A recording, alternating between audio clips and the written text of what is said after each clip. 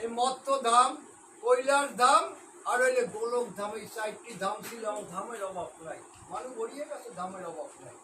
এখন এই 4টি ধামের মধ্যে স্বর্গ ধামে ছিল কে? নারায়ণ, হরি, যাকে বলা হয় সত্য যুগে সত্য ধাম। সেই সত্য জায়গায় বসিয়া চিন্তা করতেছে এই জগতের সৃষ্টি কিভাবে কি করা যায়। তখন ব্রহ্মা বিষ্ণু শিব তিনে এক, একে তিন, এই ব্রহ্মা বিষ্ণু শিব এর দিয়া এই জগৎটা সৃষ্টি হইল। জগৎটা যখন সৃষ্টি হইল, এখন তো পূজা পার্বণ ধ্যানে যা কিছু হইতে আছে।